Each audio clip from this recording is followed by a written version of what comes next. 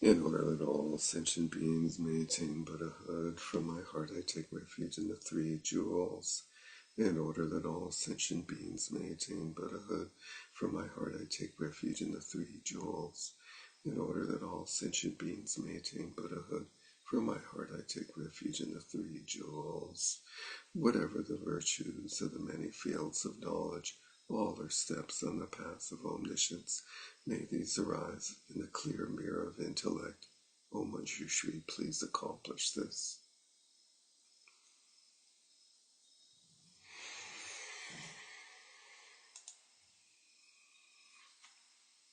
Greetings and welcome to Realizing the View, Part 1, Buddhavachana, Abhidharma, and Madhyamaka. So, before we sat, we did introductions, which we didn't record, and Chris gave a wonderful little background of this course and our collaboration in doing this course. And so hopefully we'll sort of paste those together in the recording scheme of things, and that'll go right here, so to speak. But as Chris said,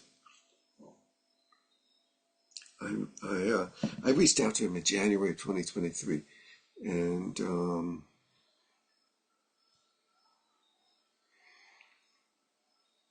there was this text that Trungpa Rinpoche had the translation committee translate back in 1983 by Mipam the Great, called The Lion's Roar of Other Emptiness Gentle.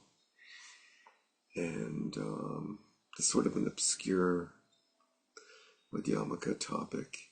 And the word was that Rinpoche found it helpful in his path of education, this particular text. And so he asked the committee to translate, and I was part of the committee at the time, and I was at seminary in 83 in Bedford Springs, and a lot of the committee was there, and we had this meeting with them to discuss approaching the text. And basically the conclusion was that the text was very difficult, and the committee should probably do a lot of work preparing for translating it in the form of studying the text with a gentleman named Khenpo Palden Sherab Rinpoche, who is one of the famous two Nyingma Khenpo brothers in upstate New York, and a Mipam scholar. So he was invited to and taught at what was then called Rocky Mount Dharma Center for some period of time with the translators. No, down in Crestone. They went down there and lived down there. And I was not able to participate in that, but I was always interested in the text, and they finally did a rough draft of it, and there were many questions, and it seemed really rough because it was difficult to read. And over the years I would bother them about it because it's an important topic. What is Gentong? And Mipam is like the paragon of our tradition. The tradition that Trungpa Rinpoche comes from is the Rime tradition that sort of brings together all the traditions of Buddhism in Tibet, but in particular was a forte of the Kagyu Nyingma and of the major amazing tulkus of Eastern Tibet, starting with Jigme Lingpa and coming down through the Khenses and the Kongtrols and the Chokje Lingpas and Patrul Rinpoche and Mipam. And Mipam was said to be the most incredible scholar, and was able to debate the Gelugpas, so that was of quite some fame, that he could successfully win in debates with the Gelugpas and infuriate them, drive them crazy, which was very intriguing. And that he did that in two texts. One is a commentary in the 9th chapter of the Bodhisattva called the Norbu Kedaka, the Kedaka Jewel. I'm not sure what Kedaka is, but anyway, and then this text, the lines were of Gentong. And I doing this Rima Shader, I continually wanted to do like have a course on that text, and I wanted them to produce it. And I kept bugging them, being primarily Scott Wellenbach, but to some extent Larry Mermelstein. And finally, I saw that Scott taught a course on it at the Tartu Institute some summers ago, I think. And I was like, wait a second, you're teaching it there? But I had asked him if I could use it for a course. It was like, it's draft. I'd rather not. And so finally I got him. He had done it there. And I was like, what the hell? And so I said, okay, we'll clean it up. And I got Larry was into the idea of cleaning up, publishing and finishing like old projects. And so he got Scott to do that, and they actually published it, I think like in 2002. And I said I was going to do a course. I sponsored, I bought like, odd accent there coming in, a whole bunch of copies to give to people, and I will give to all of you if we were able to meet in person when we get to that part of the series. And so then I tried to read. I always thought that it was hard to read because it was a rough translation, and then I discovered it was hard to read because it's a really difficult text. So I was a little stumped, and so then I reached out to my collaboration, or Chris Wilcox said, hey, what do you say we do a course on this? I thought maybe together we could help unpack the text. And that was in January of 2023, as Chris had a note. So over some time, we gradually came to the realization more and more that we needed to do the whole background of what he's talking about, who he's reacting to, and the context for his presentation. And I think I was really into going all the way back and filling in all the major texts. And initially I had contemplated it as being the either the end point or the kickoff of this series that was announced in 2002. So I'm going to screen share. Where is it?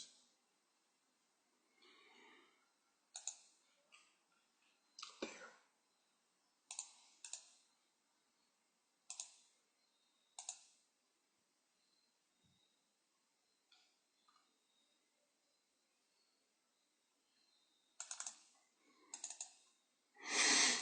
So this, in 2022, the idea was Madhyamaka in the Tibetan tradition.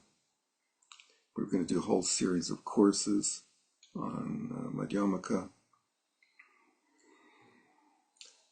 And I realized that at that point, a lot of the people in Rima Shedra didn't have the background that many of us others had in the Rima Shedra, having gone through the traditional preparatory material that's used in the Shedra before studying Chandrakirti's Madhyamaka Avatar, Introduction to the Middle Way.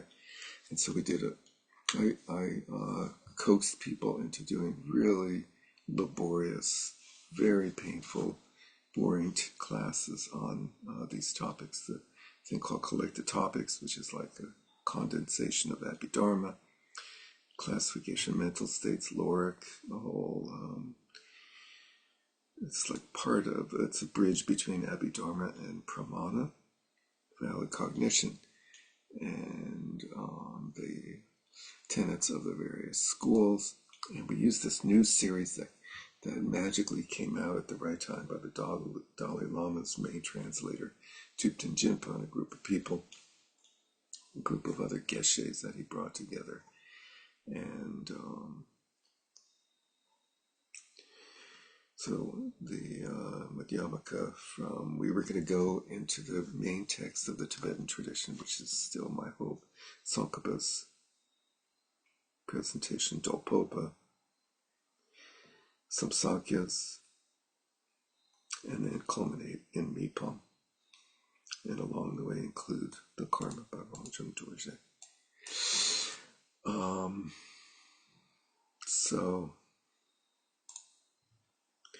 we went through all those preparatory courses, and people were, um, it was extremely exciting. I know Mary Beth was there, Barbara was there, Rob, I think, was there, Chris, Emily, Emily's back, and we all had, and Matt, I think, was there for some of that. And we all had huge headaches from those, and we decided to do uh, text on meditation as like a break. So we did the moonbeams of Mahamudra for 5 segments, which was amazing. But now we're back on track a little while later. And so, as I said, to properly go through the lines of Janton by Mipo, which is very short, it's like 20-page text, we decided to take a parade through the entire history of the Buddhist tradition in the development of what's called the view. And the view,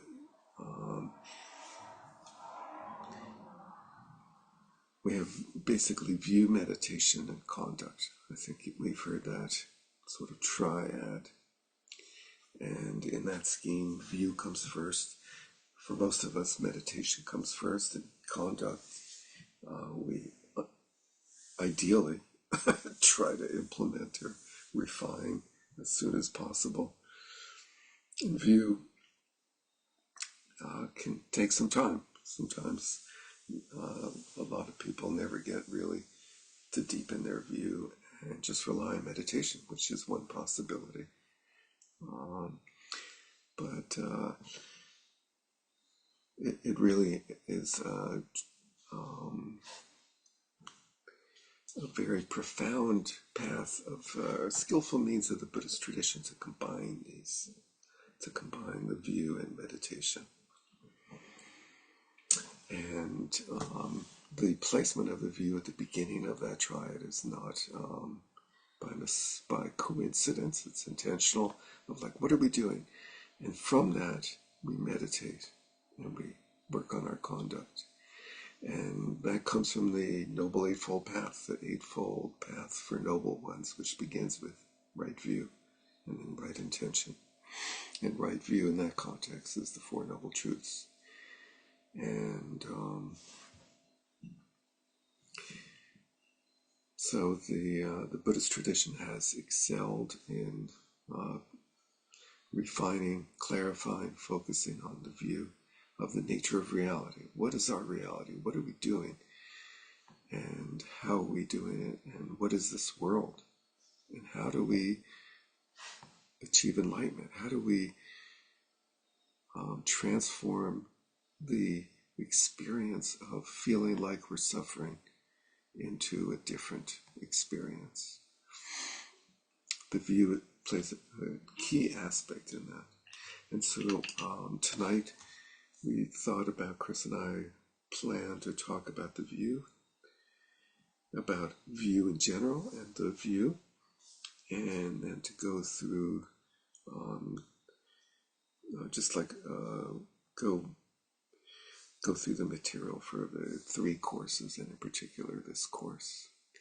So I'm going to kick it over to Chris at this point to start the discussion on view, and then I'll chime back in on view and what is view and how is it important. And for that, we're going to have a really good view. So I think the term view is, Chris. hey, I think the term view is a really important one and one that deserves some contemplation. Uh, a lot of times, the material that we're going to be talking about in this class gets called Buddhist philosophy.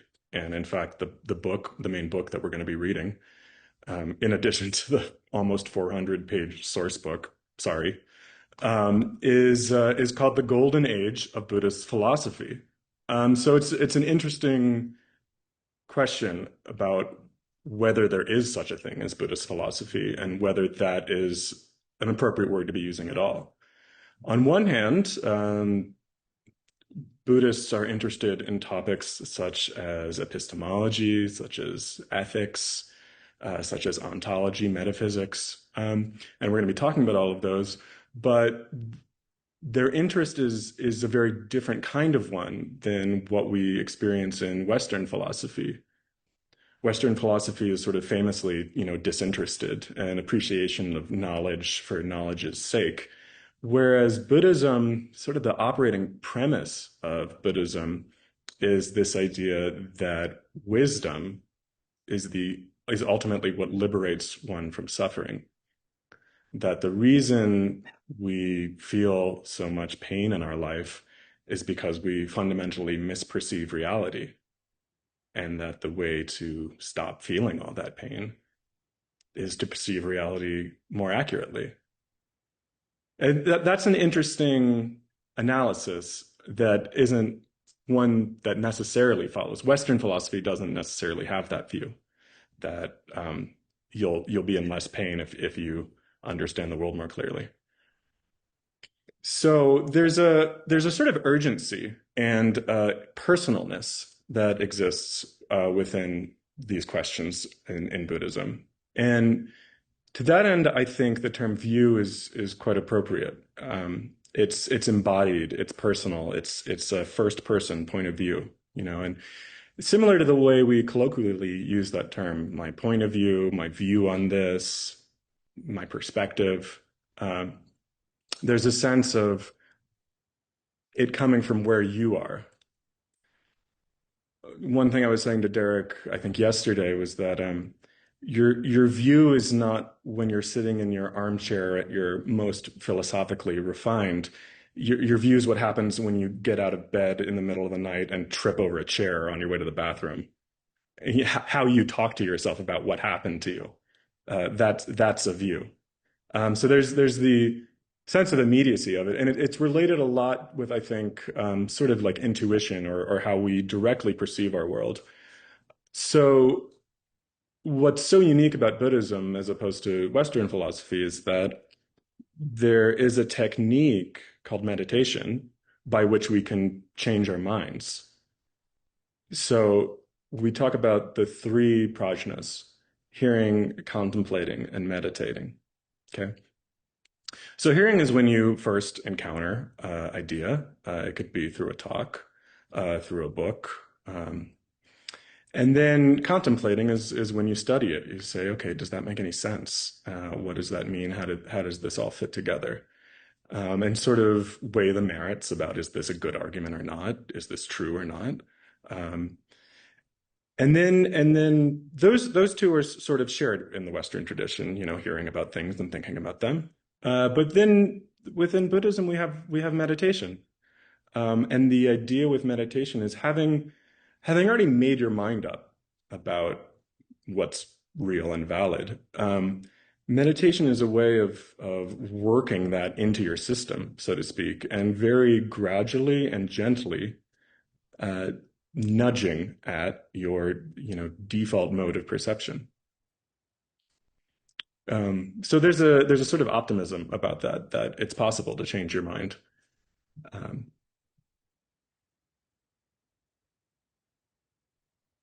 so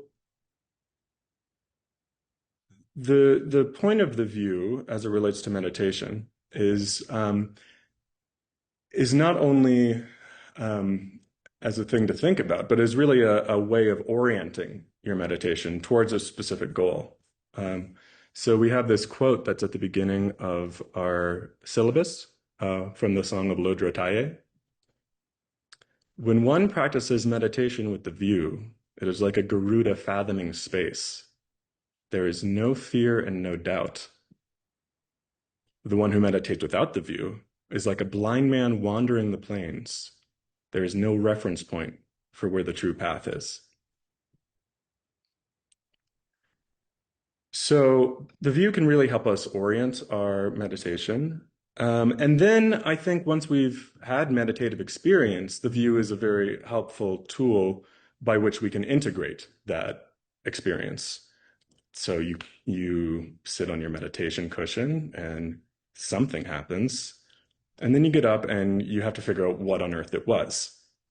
And the view is a cognitive, conceptual framework by which we can sort of talk to ourselves about what we experience on the cushion.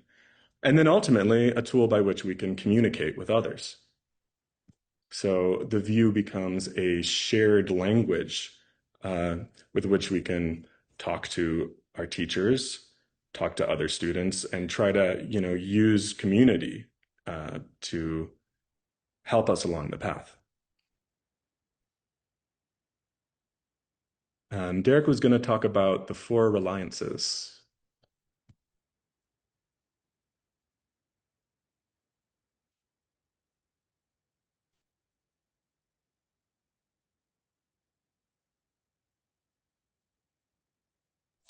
He's got his headphones on. He's listening to music and not paying attention to us. Yeah. It's so interesting having a partner that you have to like go along with what you agree to go to talk about. I'm very unused to that.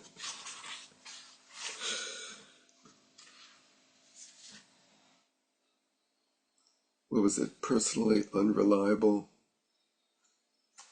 personally inconsistent, something like that. Um, so the the unique one of the unique features of the Buddhist tradition is, as Chris was saying, the whole logic of Buddhism is overcoming suffering through wisdom and achieving enlightenment. And most religions are more like based on faith. Through faith you shall be uh, delivered, you shall be liberated, something like that, right? Um, and so there's a huge reliance, which is very different, I think, in Buddhism than other traditions, of understanding what are we doing? Why are we doing it? What's happening? What is our world? And being critical of what's going on and trying actually to figure it out. The idea that just because somebody else has figured it out and tells us doesn't really do much for us. That's helpful for us to figure it out. That we have to figure it out and understand it and experience it in order to be transformed or liberated. And so we have to go through that process of looking at what our mind is, what our world is, what our experience is, and challenging it and questioning it. And the Buddha very much encouraged that same attitude in his students when they heard him teach. And he created this scheme called the Four Reliances, which is rely on the teaching, not the teacher. So just because there's some amazing teacher in robes who looks radiant and so forth up on maybe a high seat or a throne, doesn't mean their teachings are accurate or helpful. It's the quality of the teaching itself is the most important thing. We all know that the presence of these enlightened beings is also very helpful, but the key is their teaching, not the teacher. Because on the contrary, I think we've all experienced how we can be taught things by unexpected teachers in our lives in many, many circumstances. People who unintentionally teach us things often and are not very much in the role of being a teacher. So it's really the teaching. And in that teaching, the second one is evaluating that teaching based on the meaning, not on the words that are used. Some people are able to use very eloquent language, describe things very well, use big multi-syllable words, and have all sorts of references and so forth. But the meaning of those words is, again, the key part, not the words, but the meaning. And the third reliance is rely on the definitive teaching and not the interpretable or the provisional teaching, which is dramatically a shift from the first two, which are sort of very basic. The third one immediately indicates that some teachings by the Buddha are provisional, interpretable, and some are definitive.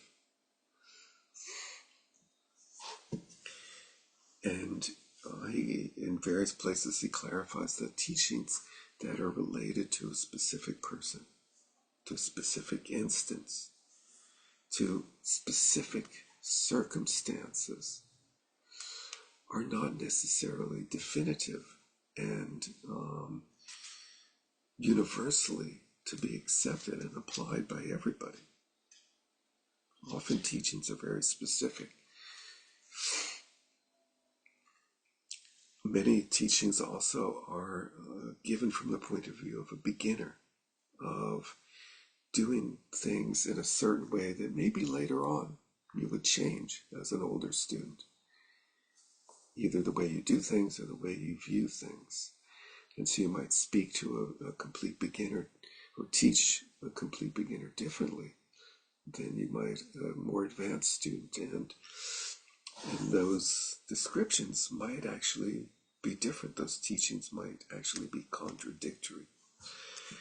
The Buddha, you remember, was enlightened at 35, and he lived until almost 81. So he was teaching for, if I can do my math still, like 45 or 6 years. That's a really long time. And he walked around and he met thousands and thousands of people. And he taught a lot of different things in a lot of different contexts that were intentional to those situations, those people, and those contexts. And he may have, or in fact, he did say things in some places that were different than he said in other places. And when confronted with that, he said it's because of the situation, the circumstances. And so he was forcing his students, us, to have that critical mind of how do we understand a teaching? Is it something that is contextual, interpretable, or is it something that's definitive and universal? And in doing so, in presenting that challenge to us, on the one hand, there's the interpretable that I spoke about a bit, but on the other hand, there's the definitive. And in different traditions of Buddhism, there's vastly different teachings that are attributed to the Buddha. I think we all know this, that some traditions that are alive today do not accept major parts of the literature of other traditions. In particular, the type of the Buddhists, rather, who are in South Asia, basically do not accept the teachings of the Mahayana Sutras as being actually the teachings of the Buddha. And in those different teachings, there's dramatically different statements about the nature of reality, about the nature of all the different aspects of reality. And we have to use our critical intelligence to see which of those presentations of the nature of reality are lower down on a sort of ladder of some implied hierarchy of understanding of the nature of reality, and that some are sort of more advanced, more refined. It immediately sets up that scheme of looking at teachings as having a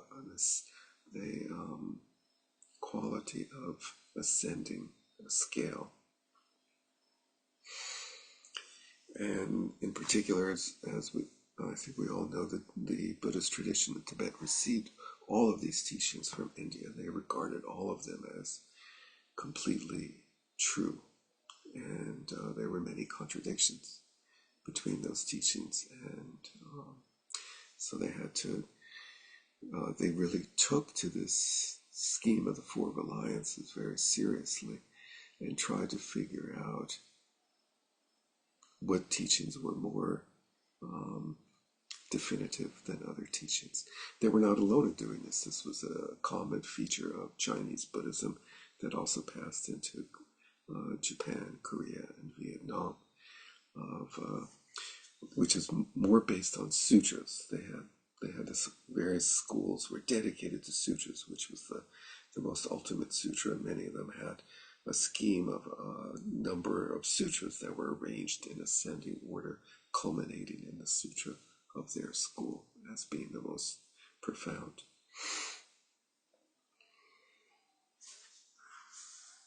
And I thought Dzogchen Khyentse Rinpoche phrased this pretty well in the little piece of his that we circulated, where he says,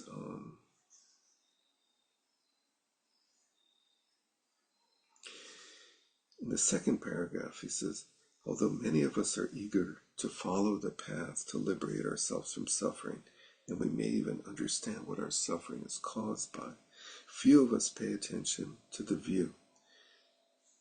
The fact that we are not suffering, we have suffering.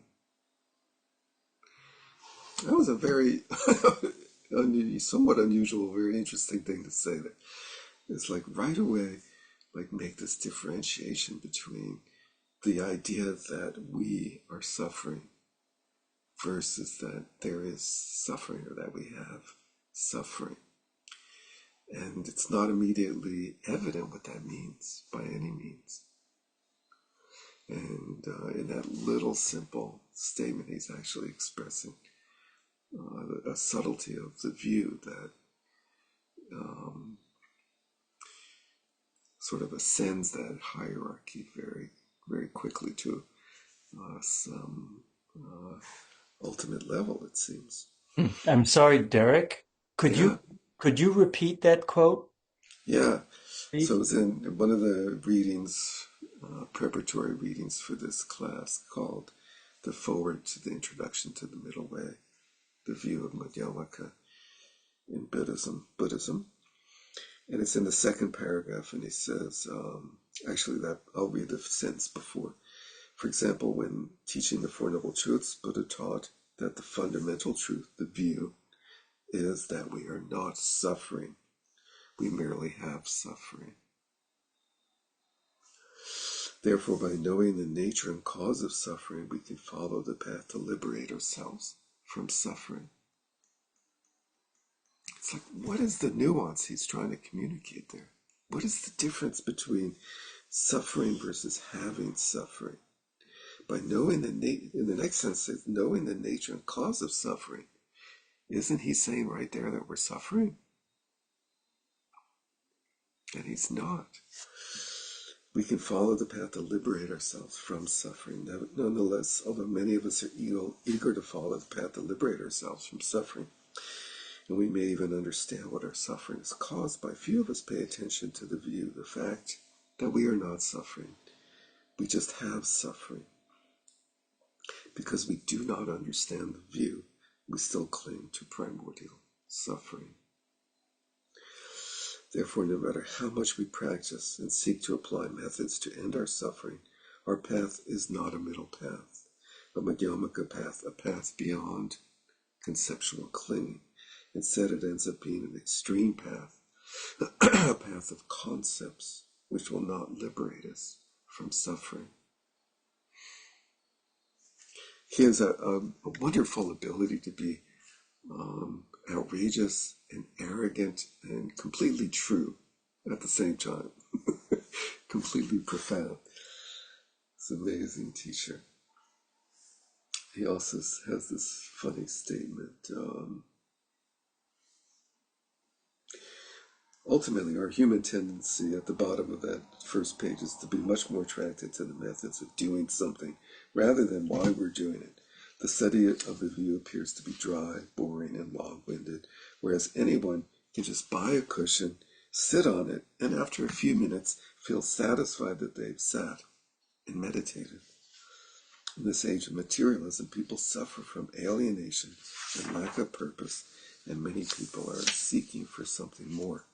When there is so much seeking, there is a danger that a path specially designed to relieve temporal pain might come to overshadow the real path that uproots suffering, the true path to enlightenment.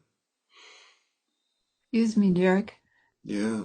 So in the four reliances, the one that seems a little tricky to me that I don't quite get is the discerning between provisional and definitive.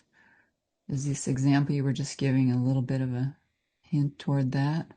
It is. Thank you so much for bringing me back to my to rely on the reliances. Yeah, so I was on the third one, and in my understanding, Dzogchen Khyentse Rinpoche is pointing out the definitive, that the view is what understands the definitive meaning, and that definitive meaning is that we are not suffering. We are not. Our entity is not suffering. And we could go on some either quickly or at some time, like, what does that mean? Why? But we have suffering, or we give rise to suffering, instead understand the causes and the nature of that suffering. But we are not suffering. That is not our nature. Our nature is not suffering. Our nature is, Emily, you're frozen. Oh, there you go. Your connection is not great. Do you want to chat it?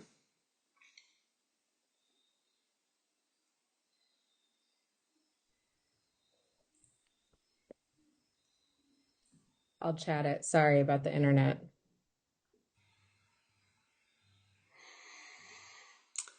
And welcome, Lindsay. Great to see you. Thanks for joining us.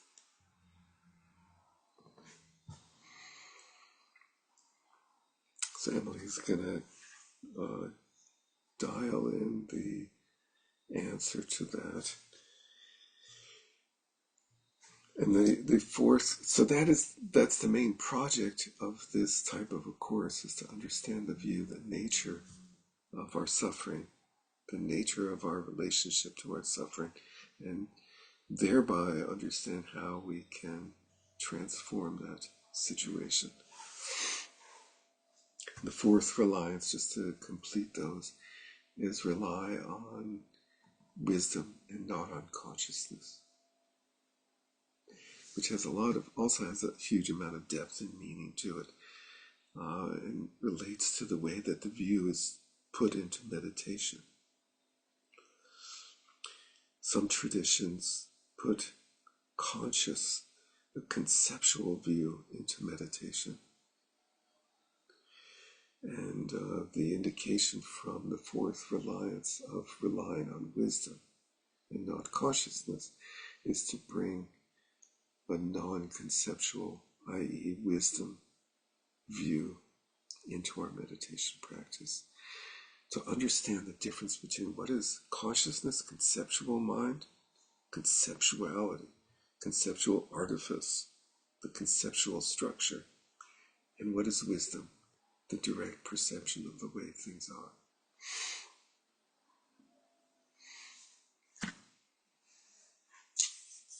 And so this course will focus on primarily this understanding of what the nature of reality is,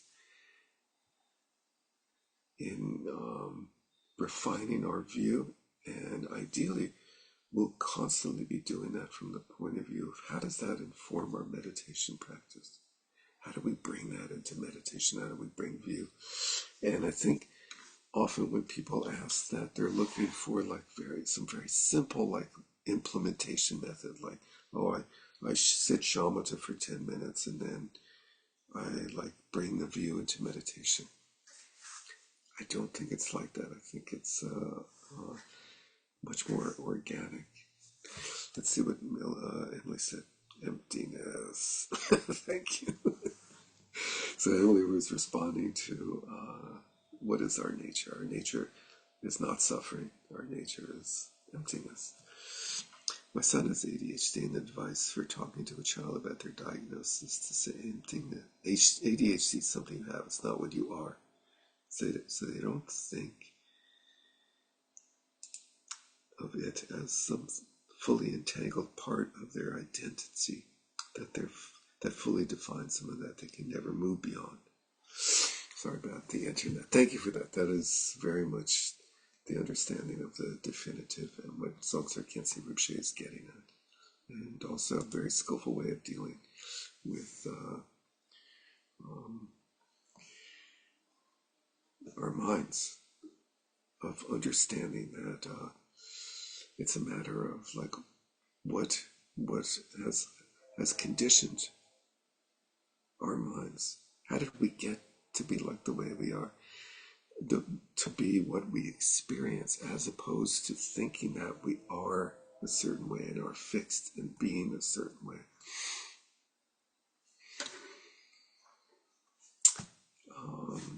Can I chime in for a bit? Yeah, so please take it back over, Chris. Thanks. Thank you.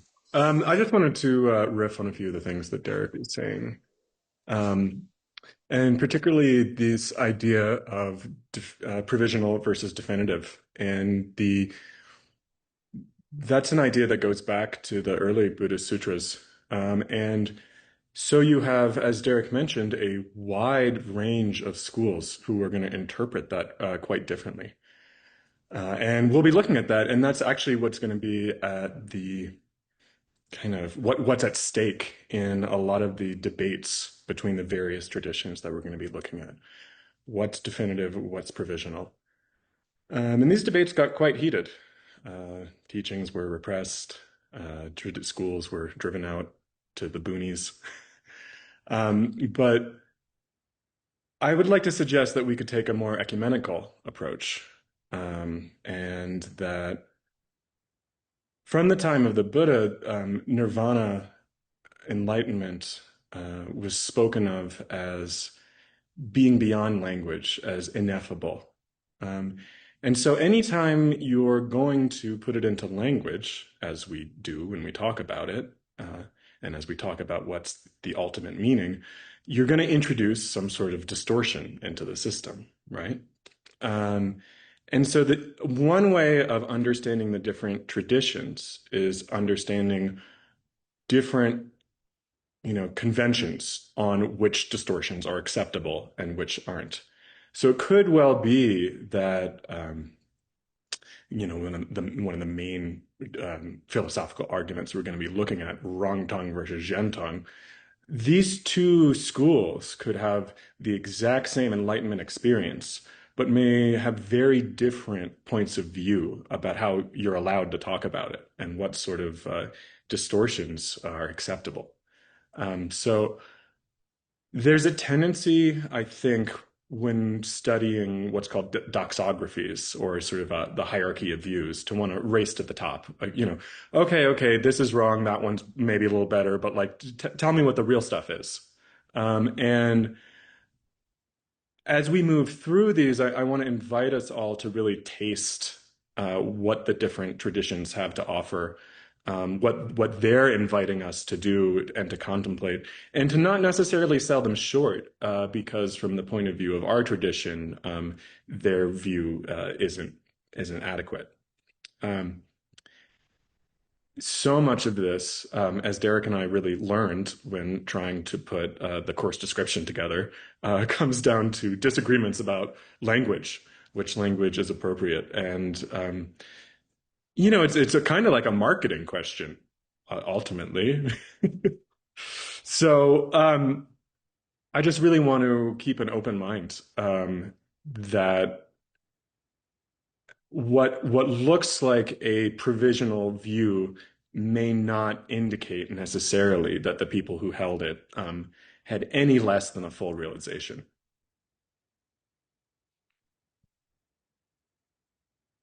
And then I guess while we're talking about readings and the material that we're going to be going through,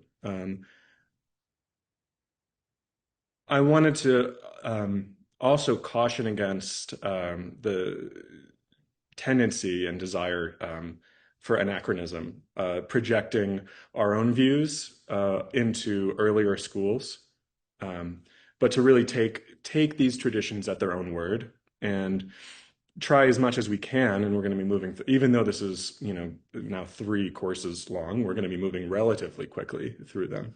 But to try and really take as much context as possible into the immediate circumstance. Derek talked about the Buddha giving his talks to specific audiences at specific times, and so much of understanding the Buddha's speech involves understanding what those contexts were, who these people the Buddha was speaking to, and that's very similar with these various traditions. Understanding what came before them, who they're responding to, and we're going to try and do as much of that as we can in the short time that we have. And I think that when you drop out the projection of our time onto their time and, trying to get out of them what we want to, and appreciating them on their own terms, actually what we get is, through that hyperspecificity, a greater sense of universality. Things really open up to us and are much more relatable. So I just want to, sorry, my dogs. I just want to encourage everyone to, to just really taste this material for what it is. And simultaneously to not get too intimidated and put off by it. A lot of it's very unfamiliar language, really dense and difficult philosophical concepts, and to just not get bogged down by it. So that's my word of encouragement.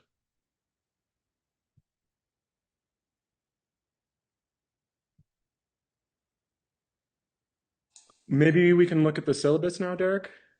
Yeah, thought we pause for a minute, see if anyone has any comments.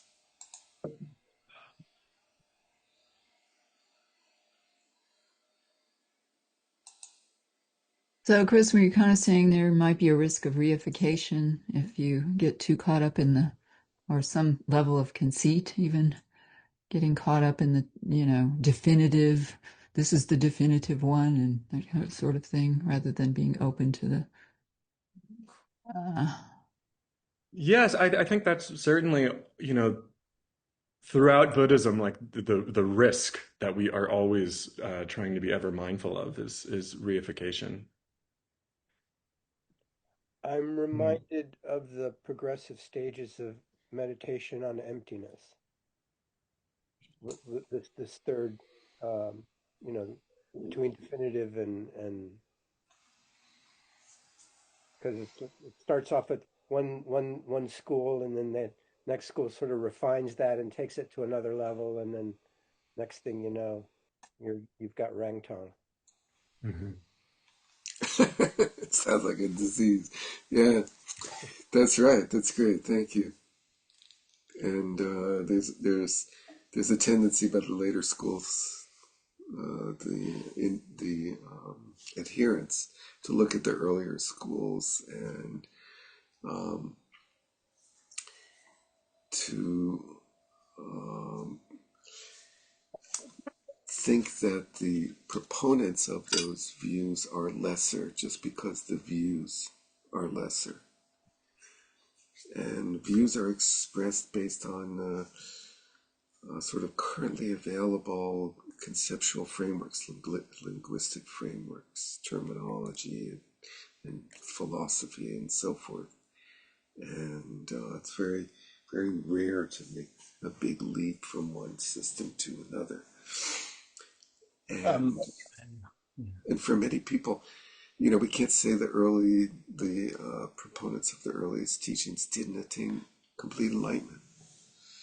That would be a very arrogant and erroneous way of portraying things. Peter. Yeah, so I just wanted to thank you, Chris, for pointing out that having us pause to think about not going too quickly in assessing some kind of value label to different schools, because that actually puts a whole different light on it. The from a certain point of view, a provisional school is definitive. And if you ask, why is that so, then you have to sort of reveal what are some basic assumptions that it has. And within those assumptions, then it's maybe in some sense definitive, but then you can see that those assumptions themselves, maybe we have to broaden them or let them go. But since each one of us, we can live in different, sort of realms of assumptions, it's kind of revealing. It's kind of like a mirror to take a moment to really appreciate the worldview that comes with even a provisional view. I mean, from physics, we do this all the time. You have classical physics and quantum physics, and they're each consistent, but then one is sort of more consistent than the other. But you can appreciate the link when you can pause for a moment and look at the provisional meeting, the Trongdung, for a moment as valid. You can see it kind of reveals better the link to maybe a more encompassing view. So that was very helpful, your comment on having us pause and think about not going too quick. Yeah.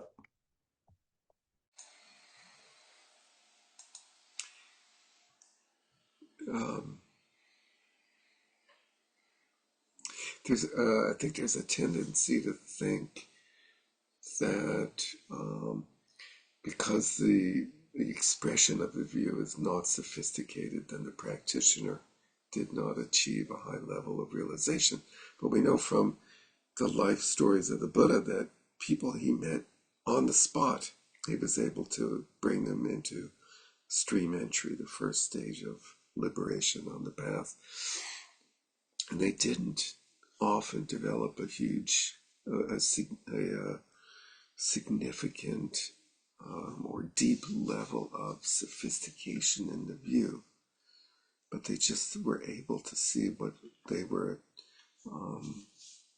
fixated on and to let it go. And it's almost, ironically, it's actually almost the opposite, that those who have a more sophisticated view are thicker because they didn't get liberated with simpler views. I mean, if you're like a profound person, just the teaching of the Buddha to Bahia, of like, what is in the seen, that is what's seen.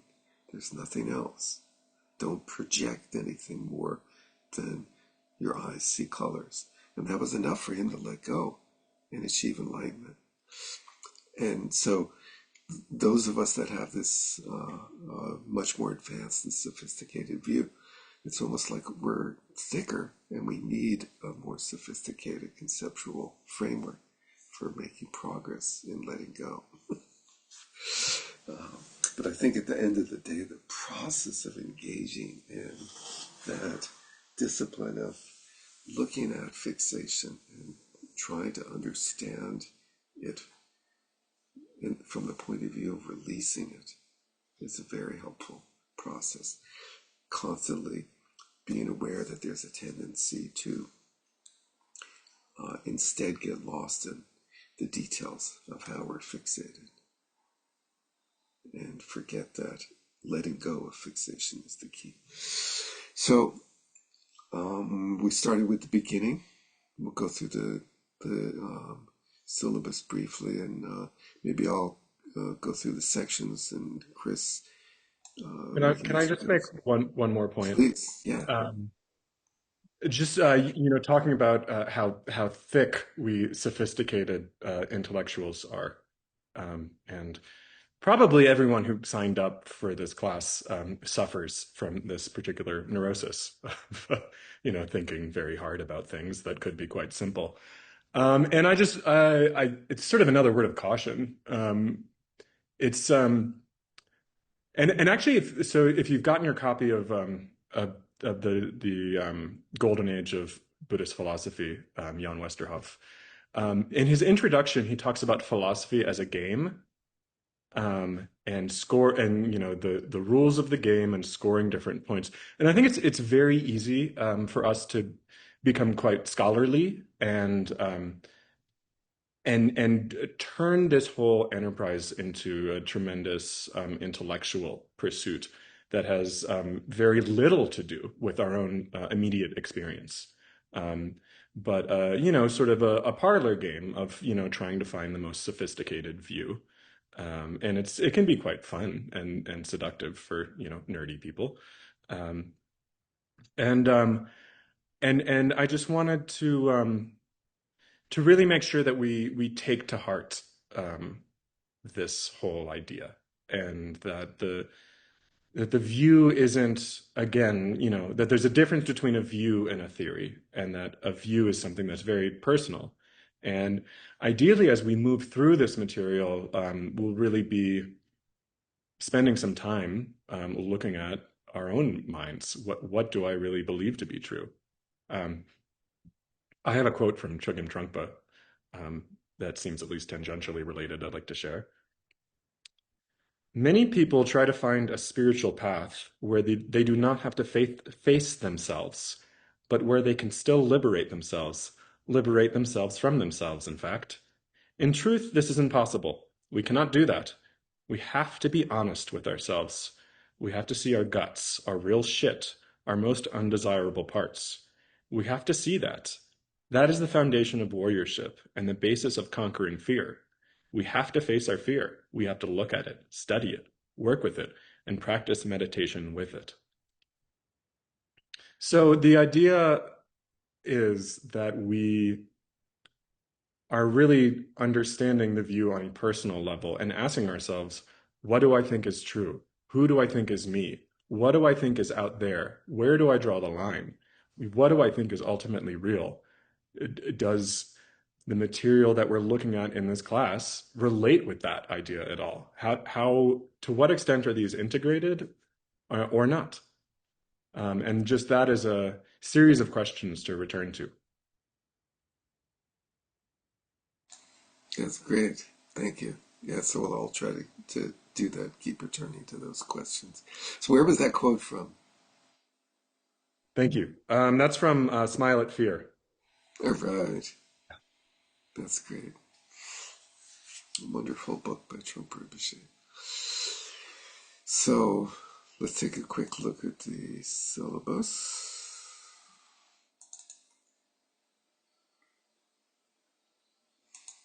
That's the wrong one. Let's see if I can do the right share.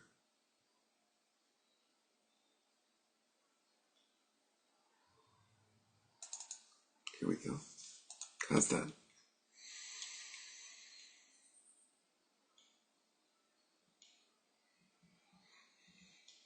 So next week we look at what the Buddha spoke about the view in what are traditionally held to be the earliest sutras.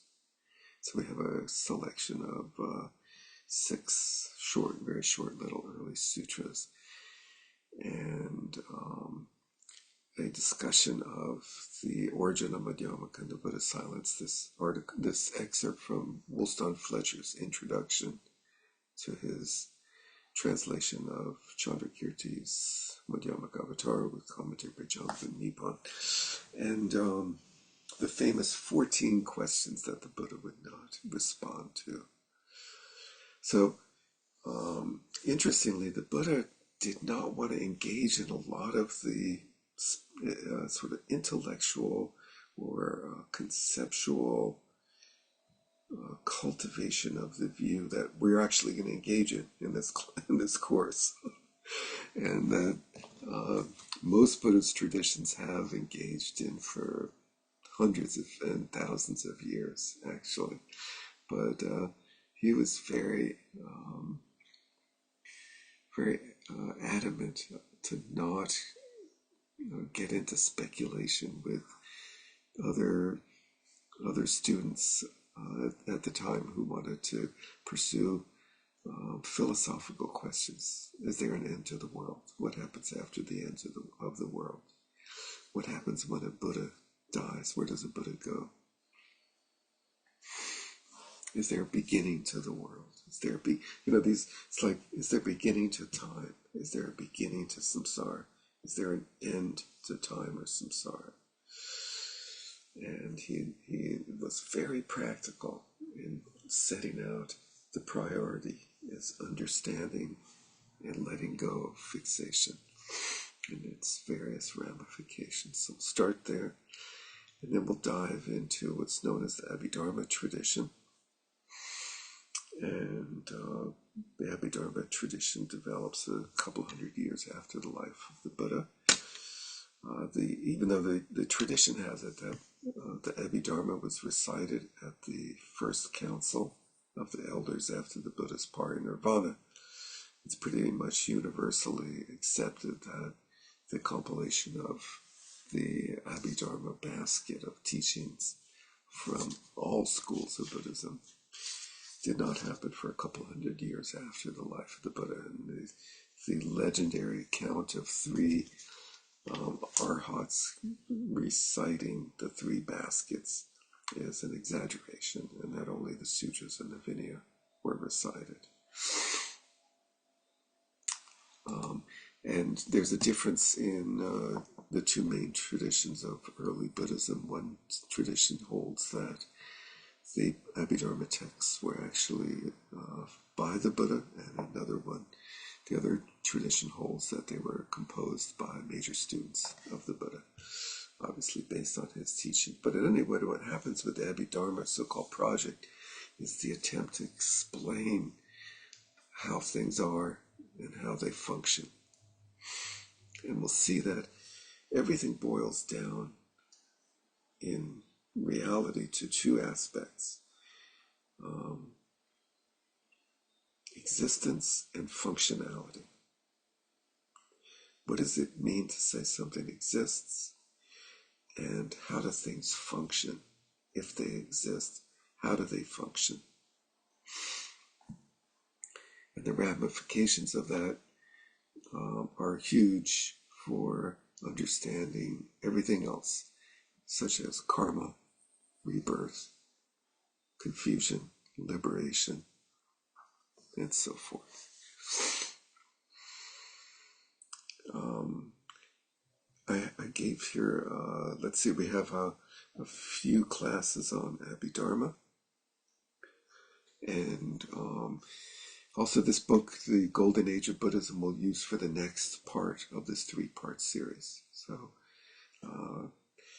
there may not be a lot from that book in this course, but there'll be more in the next course. We'll continue to use that book. And also you'll see that a lot of this source book that's so huge, a lot of it is material that you can just sort of flip through. So we got about 15 pages here of just exhibits that are helpful to look at and understand, and we may refer to. And one of the reasons for that is there's a detailed outline or a table of contents of this one particular text on Aruda's Abhidhamma Sangaha, because the Abhidharma texts are somewhat impenetrable.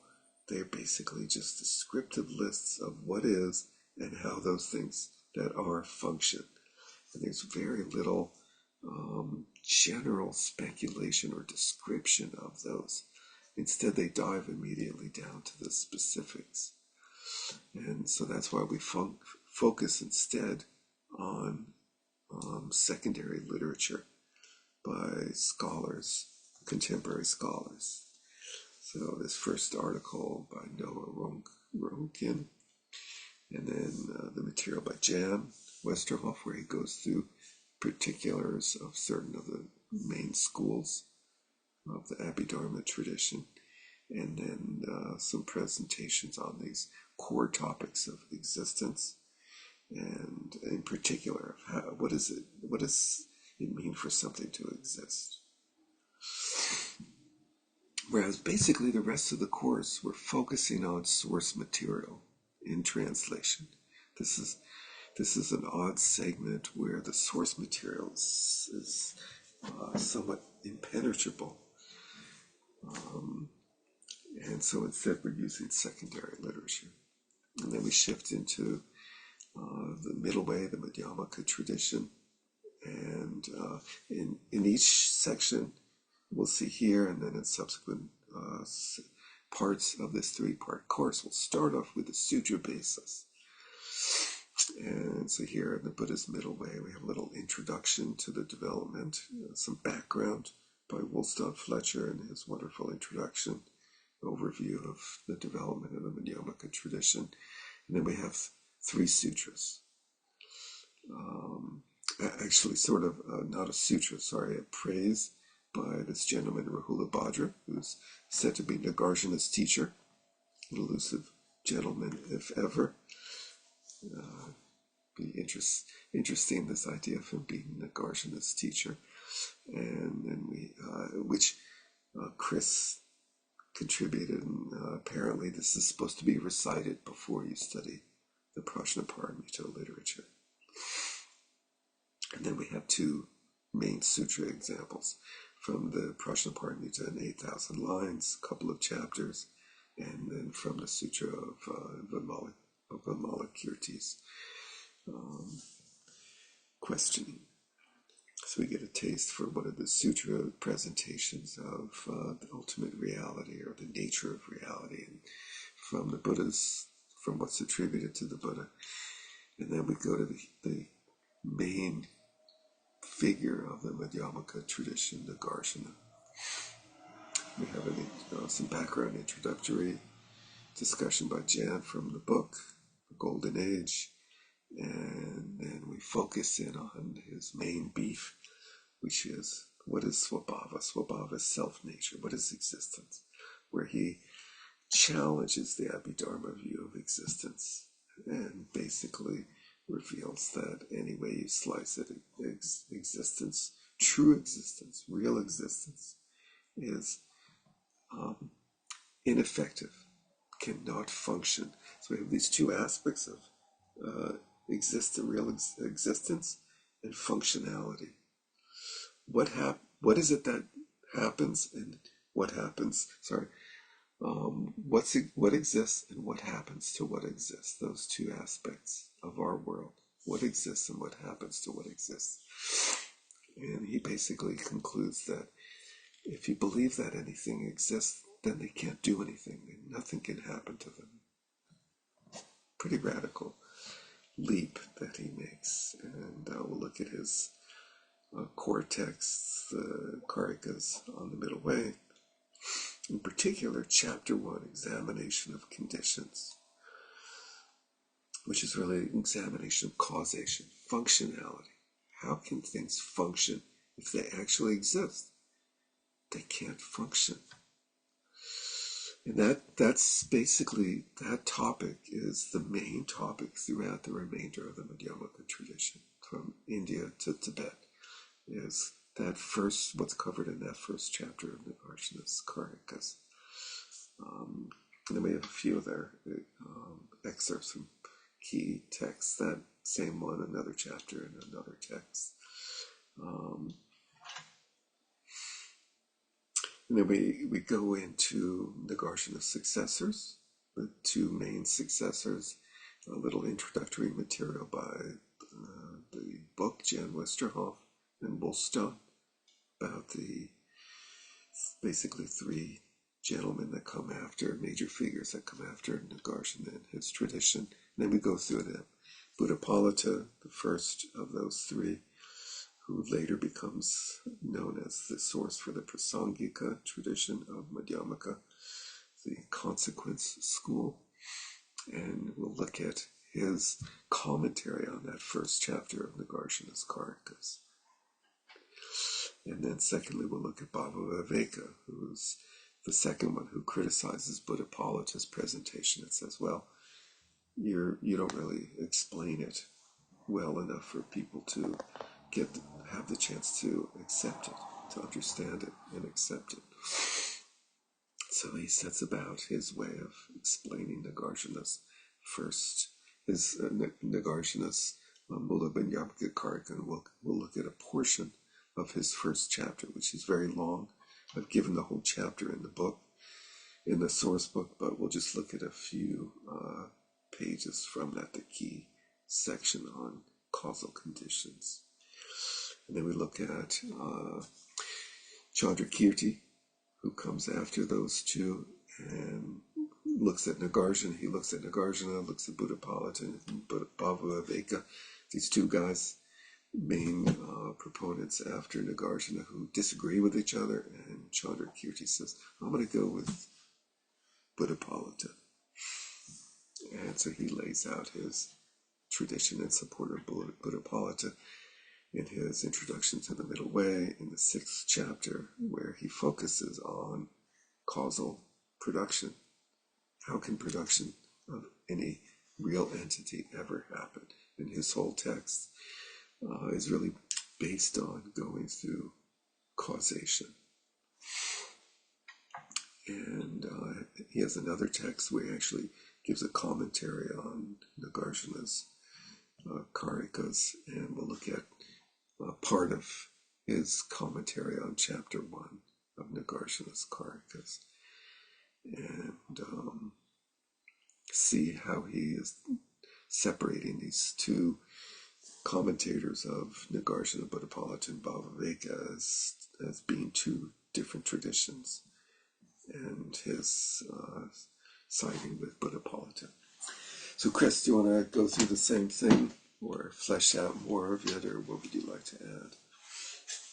I don't want to bore people to tears, particularly. One thing I do want to mention is quite interesting. We scroll back down to Chandrakirti. So something, a motif of this class is the way that things just get unraveled over time and developed, and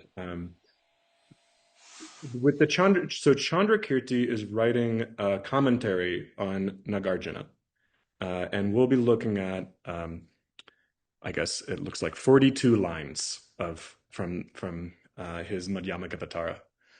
And those 42 lines are his commentary on 4 lines of Nagarjuna. And then we have Jan Westerhoff, 30 pages of his commenting on Chandrakirti. So I find it so interesting the way that this material is sort of constantly generative, and sort of gets interpreted and reinterpreted over time, which of course is what we'll be doing in this class. And so it's like the old is the new, and the new is the old.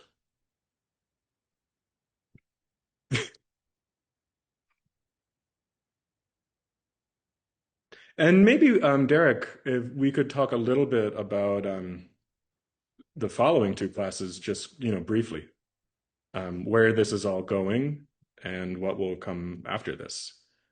And we don't have to pull up the syllabuses or anything, but it's just speaking just generally about how this fits into the overall view of this program we're doing. Yeah, that's a great idea. Thanks for that, Chris. So we'll continue this trajectory of going through the major commentators on the view in the Buddhist tradition by next looking at Maitreya, Asanga, and Vasubandhu, and what becomes called the Yogacara tradition of Buddhism. And we'll start with some sutras again, and then we'll look at texts by those 3 individuals in order: Maitreya, Asanga, and Vasubandhu. And then we'll come to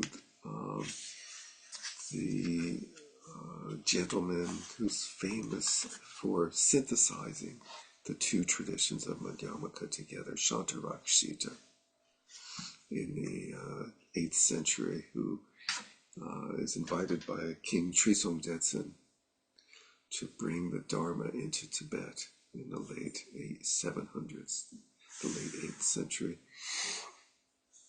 And the one who struggles to build the first monastery at Sanye, and who encounters a lot of local opposition and suggests to the king, oh, you need some heavy dude, like some tantric master here.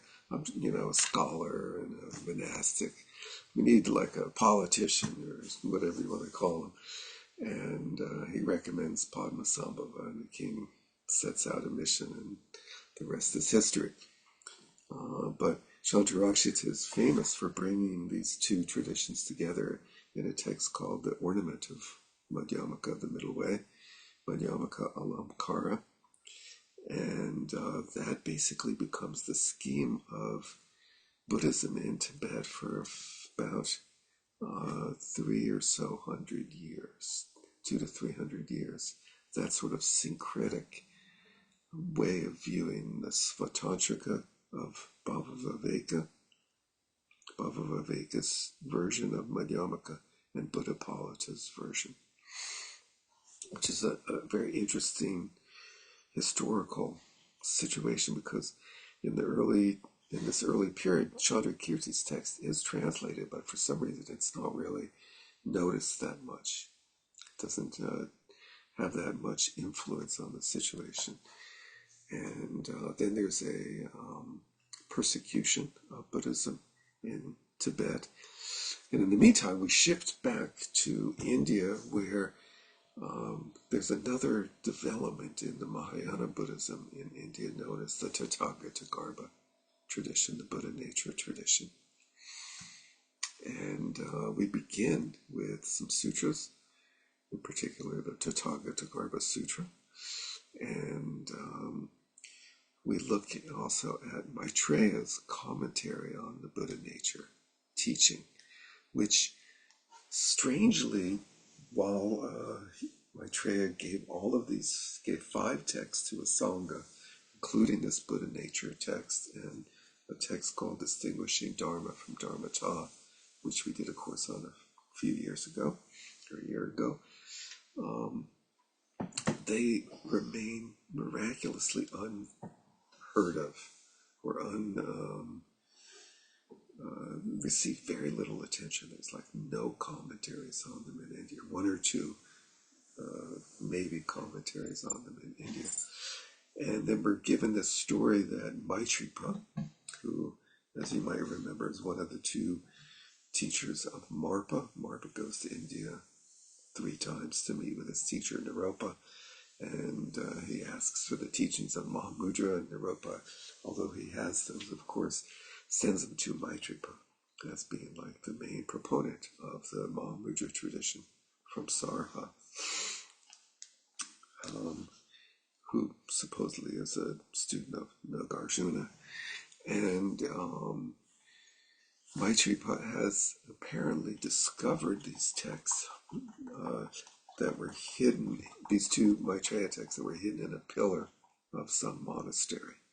And he sees like some light peeking through a crack in the pillar, and I don't think they had like electricity back then, so it was a little odd to see light coming out of a pillar.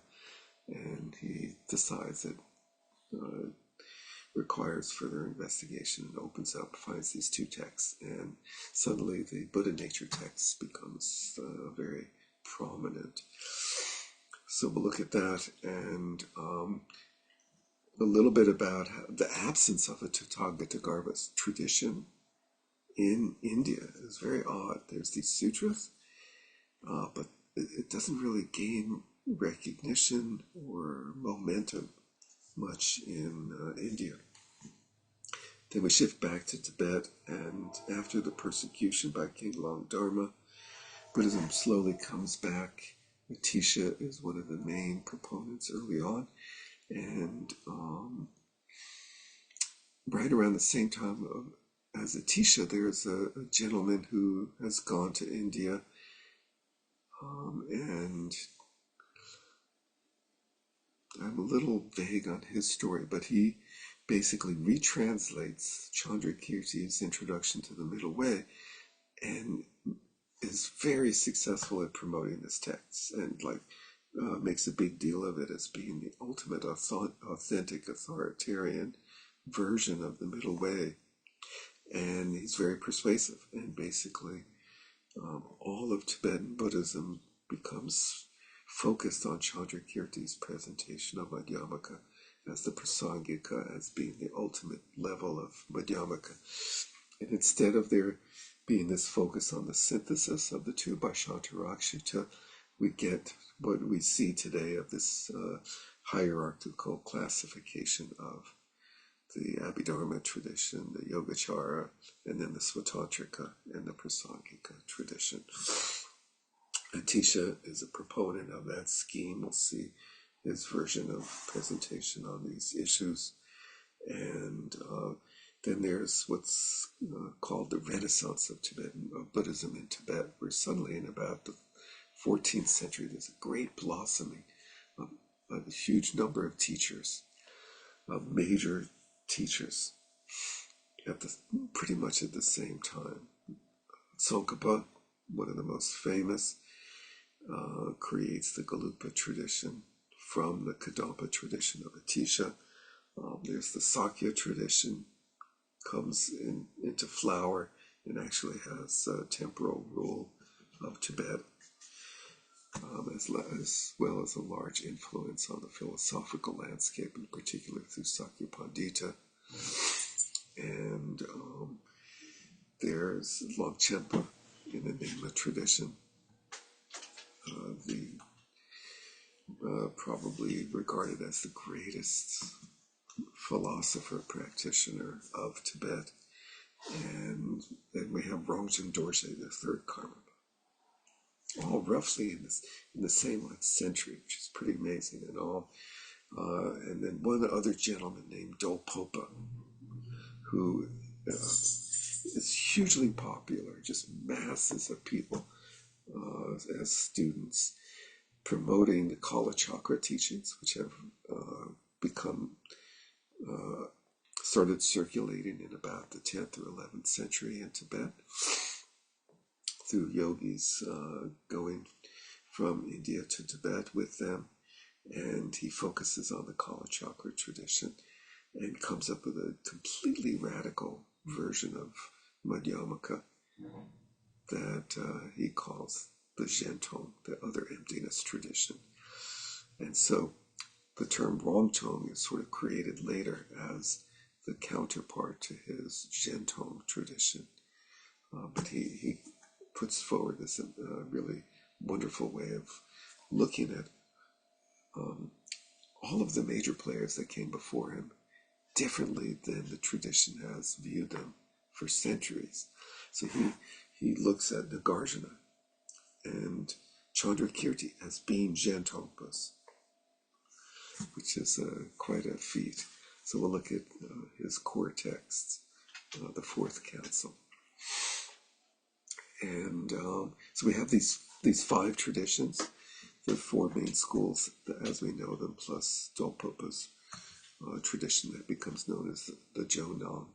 And in the last of the three courses, we'll look at how those traditions further develop over a few centuries, some major players in those traditions, and finally end up with Mipam. And we'll look first at his what's called Lion's Roar of Buddha Nature. So he wrote two texts with the title Lion's Roar in them. One is the Lion's Roar of Buddha Nature, which we did do a course on a number of years ago. Really wonderful presentation of Buddha nature. Very profound subtlety in how to understand Buddha nature without reifying it, without either undercutting it, sort of denying it any credence, like considering that as a provisional teaching, as some schools of Buddhism in Tibet do, view Buddha nature as provisional, nor viewing Buddha nature as an extreme reality, on the other extreme as a sort of reified entity. And he cuts a very, very subtle path between those two in the understanding of Buddha nature. And then finally we'll spend a few classes on his Lion's Roar of other emptiness, of Zhentong, and see if, based upon what we've been through, we can unpack that text finally. So that's the plan, and it's a lot of material, and we've tried to focus it down so it's not much more than 20 pages per class, and we'll try in classes to focus on smaller amounts, smaller portions of those. Ideally, we'll send out during the week in the reading reminder, like, here's the full reading, focus in particular on these, like 5 to 10 pages would be ideal. And important material that we don't get to, we'll try to catch it the next week. And so we do have a week at the end for a so-called review that historically has always been used to just catch up. And are you still on the class? Okay. I wanted to discuss this. This is, I don't know whose card. and so Jay just came back. Any final contributions, thoughts? Chris, do you want to add anything before we open it to others? It sounds like a lot, but I think we're moving through it very fast, as I said before, and just want to, make some gesture at the material that we're leaving out, which is an enormous amount. A lot of the tradition that we have been handed down comes down from monastics. These are the people who were able to study, who had the privileges and resources to do that. So we're leaving out, householders who, make up a long stream of practitioners, such as ourselves. So, and then the other thing is that we're pretty much, as far as I can tell, we're only reading men. And that is not to say that women were not part of this tradition or making important contributions philosophically and otherwise. But that, again, has to do a lot with who had power in these institutions and who was able to write texts and which ones got passed down. So I just wanted to make some gesture at that. That's huge. Thank you so much for that.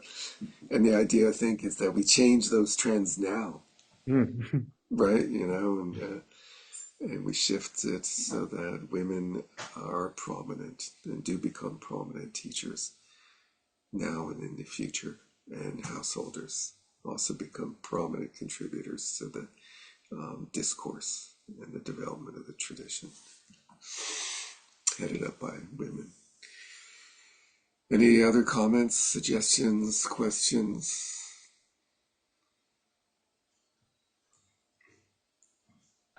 Just on the view, when you were talking about don't over intellectualize it and stuff, I was thinking, well, it's a combination. It's intellectual and experiential. Mhm. And I get that when I slow down my reading. So I'm glad that you pointed out that you're going to have a focus on this part, because sometimes I just slow down and experience the reading instead of trying to intellectualize it and understand it. That's great. Hopefully we'll come up with ideally we'll forge a middle path of those two, with those two or between those two extremes. Anyone else? Final last words? Okay, well, thank you all very much. So, just those who are new to Remix Asia, so the recordings are posted on the website. If you haven't looked at the website, check that out. There's the source book and any other handouts, which there probably will be, will eventually go up there thanks to Morgan, as well as the recording.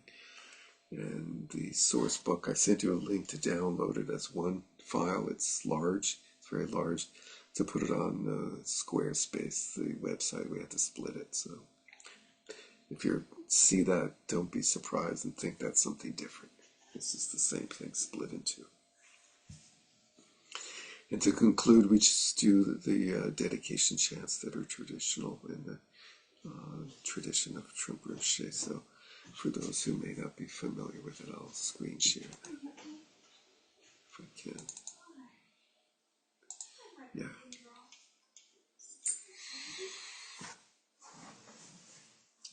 By this merit may all attain omniscience, may defeat the enemy wrongdoing, from the stormy waves of birth, old age, sickness, and death, from the ocean of samsara, may I free all beings. By the confidence of the golden sun of the great east, may the lotus garden of the Rigdon's wisdom bloom. May the dark ignorance of sentient beings be dispelled. May all beings enjoy profound, brilliant glory.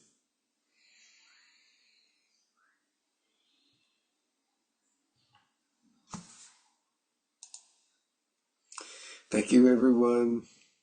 Thank you very much, especially to Chris. Thank you. For finally doing it. Very much looking forward to going through this material and doing it with all of you. Thank you very much. Take care. Thank you. Sounds very interesting.